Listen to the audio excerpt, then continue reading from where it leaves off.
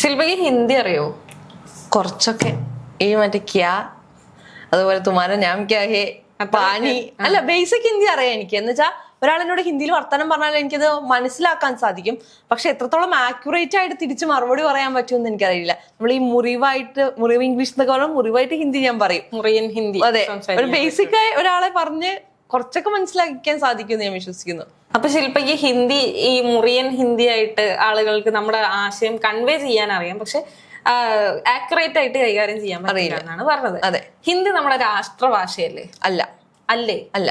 ഹിന്ദി ഒരിക്കലും, ഇന്ത്യക്ക് ഒരു ഡെസിഗ്നേറ്റഡ് ലാംഗ്വേജ് ഇല്ല. പക്ഷെ ഇന്ത്യയിലെ ഏറ്റവും കൂടുതൽ ശതമാനം ആൾക്കാർ സംസാരിക്കുന്ന ഭാഷയാണ് ഹിന്ദി എന്ന് പറയുന്നത്. ഇന്ത്യയുടെ എനിക്ക് തോന്നുന്നു കോൺസ്റ്റിറ്റ്യൂഷൻ അനുസരിച്ച് 22 ലാംഗ്വേജസിന് ഇന്ത്യ അംഗീകരിച്ചിട്ടുണ്ട്. ഇന്ത്യയുടെ ഏറ്റവും വലിയ പ്രത്യേകത എന്ന് പറയുന്നത് യൂണിറ്റി ഇൻ ഡൈവേഴ്സിറ്റി ആണ്. കാരണം വളരെ ഡൈവേഴ്സ് ആയ ഒരു കൾച്ചറാണ്, ഭയങ്കര ഡൈവേഴ്സ് ആയ ലാംഗ്വേജസ് ഇന്ത്യക്കുണ്ട്. അതിനെ എല്ലാം അക്കോമഡേറ്റ് ചെയ്യുന്നതാണ് ഇന്ത്യയുടെ ഏറ്റവും വലിയ പ്രത്യേകത. അതുകൊണ്ട് ഹിന്ദി എന്ന് പറയുന്നത് നമുക്കൊരു ഒഫീഷ്യൽ ലാംഗ്വേജ് ആയിരുന്നു ഇന്ത്യയുടെ.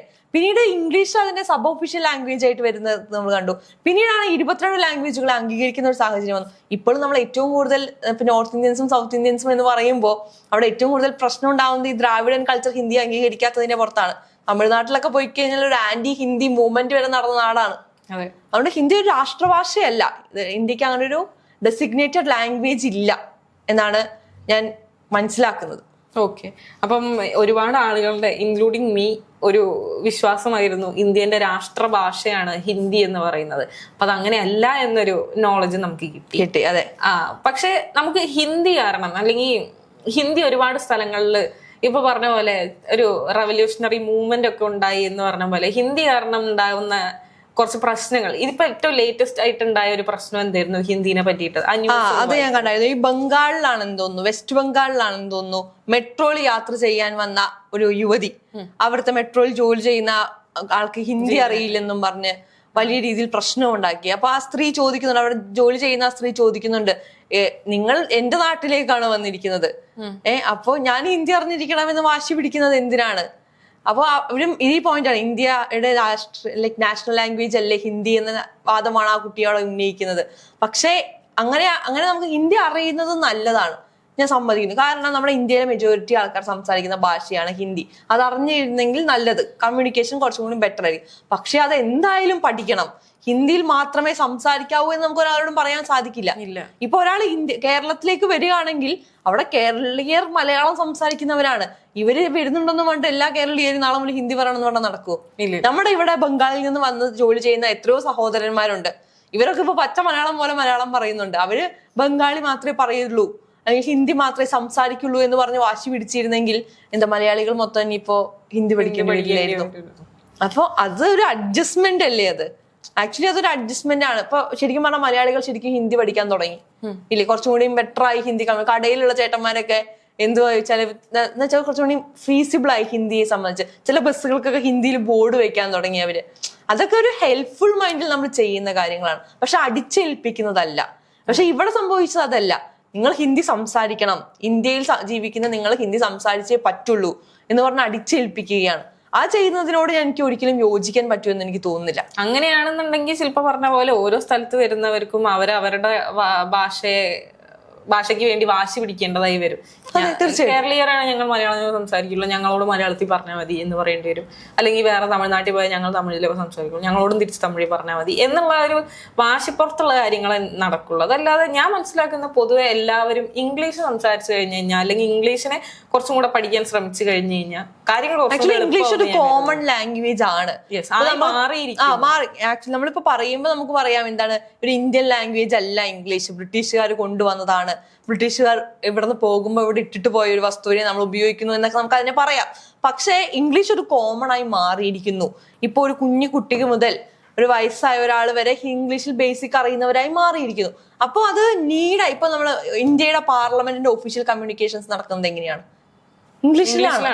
ഹിന്ദിയിൽ അതിന്റെ ഇതുണ്ടെങ്കിലും ഇംഗ്ലീഷാണ് അവർ മെയിൻ ആയിട്ട് ഉപയോഗിക്കുന്നത്. സോ ഇംഗ്ലീഷ് അങ്ങനെ മാറിയത് കൊണ്ട് ഇംഗ്ലീഷിനെ യൂസ് ചെയ്യാം. ഇപ്പൊ ഞാൻ പറയട്ടെ, ഇപ്പൊ നമ്മൾ കർണാടകയിലേക്ക് പോവുകയാണ്. കന്നഡ അറിയോ അനുപമയ്ക്ക്? ഇല്ല, കന്നഡ അറിയില്ല. ഇംഗ്ലീഷ് അറിയാത്ത ഒരാളെ അവിടെ വെച്ച് കണ്ടുമുട്ടുകയാണ്.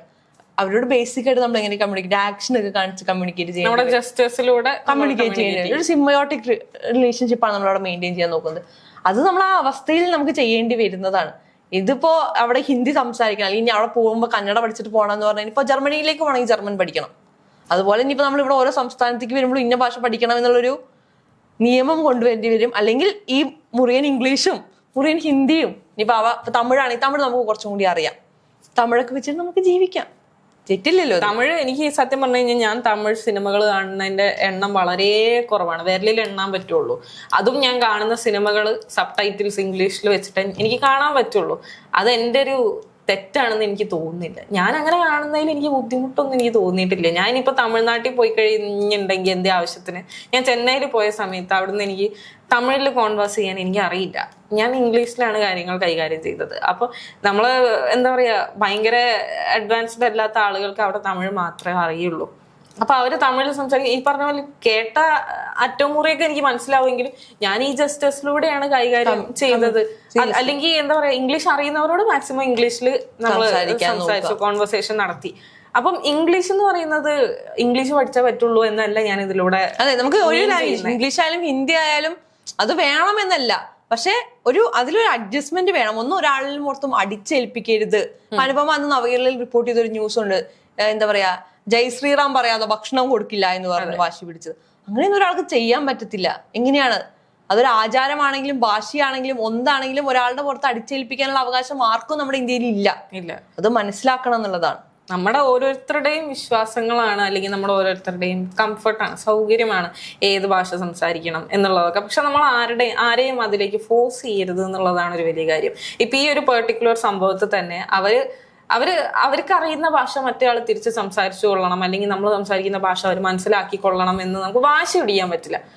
ഒരു പരിധി വരെ നമ്മൾ സംസാരിക്കുന്ന അവർക്കത് മനസ്സിലാവുന്നില്ല എന്ന് കണ്ടു കഴിഞ്ഞാൽ നമ്മൾ ഈ പറഞ്ഞ പോലെ ജസ്റ്റസിലൂടെ കമ്മ്യൂണിക്കേറ്റ് ചെയ്യുക. അതല്ലെങ്കിൽ അവർക്ക് അറിയുന്ന രണ്ടുപേർക്കും കോമൺലി അറിയാവുന്ന ഒരു ഭാഷയുണ്ടോ എന്നുള്ളത് ആദ്യം ചോദിച്ച് മനസ്സിലാക്കുക. അതെ, അതാണ് കുറച്ചുകൂടി. പിന്നെ വേറൊരു കാര്യം എന്താണെന്നറിയോ, ഇപ്പൊ നമുക്ക് മലയാളികൾക്ക് നമ്മുടെ ഭരണഭാഷ മലയാളമാണ്. ഭരണഭാഷയായി നമ്മുടെ സർക്കാർ രേഖകളിലെല്ലാം മലയാളമാണ് ഉപയോഗിക്കുന്നത്. എല്ലാവർക്കും അവരുടെ മാതൃഭാഷയോട് പ്രിയം കൂടുതലാണ്. നമുക്ക് അമ്മയാണ് ഭാഷ, അതുകൊണ്ടാണ് നമ്മൾ മാതൃഭാഷ എന്ന് തന്നെ വിളിക്കുന്നത്. അതിനൊരാള് ഇപ്പൊ നമ്മുടെ മലയാളത്തിനെ ഒരു വേറൊരു ഭാഷ അല്ലെങ്കിൽ വേറൊരു സ്ഥലത്തു നിന്ന് ഒരാൾ വന്നിട്ട് അപമാനിച്ചു കഴിഞ്ഞാൽ നിങ്ങൾക്ക് ഇതാണോ അറിയുന്നത്, നിങ്ങൾക്ക് ഇത് അറിയില്ലേ എന്ന് ചോദിച്ചാൽ നമ്മൾ കേട്ട് നിൽക്കൂ? ഇല്ല, കേട്ട് നിൽക്കില്ല. കാരണം അത് നമ്മുടെ ഒരു വികാരമാണ് നമ്മുടെ ഭാഷ എന്ന് പറയുന്നത്. ഇനിയിപ്പോ നമ്മൾ എവിടെ പോയി താമസിച്ചാലും രണ്ടടി കിട്ടി അമ്മയെന്ന് വിളിക്കാത്ത മലയാളികൾ ഉണ്ടാവില്ല. അതെ, ഒബ്വിയസ്ലി അത് നമ്മുടെ ജനിച്ച കാലം മുതൽ നമ്മുടെ ഫീഡ് ചെയ്യപ്പെട്ട സാധനമാണ്. അതിനോട് നമുക്കൊരു വികാരമുണ്ട്. അപ്പൊ ആ ഇൻസിഡന്റിൽ, ആ മെട്രോയിൽ നടന്ന ഇൻസിഡന്റിൽ അതും ഒരു പോയിന്റ് ആണ്. കാരണം അവരുടെ ഭാഷയാണ് അവർ കുറ്റം പറയുന്നത്, അല്ലെങ്കിൽ അതിനെ അടിച്ചമർത്താനാണ് അവർ ശ്രമിക്കുന്നത്.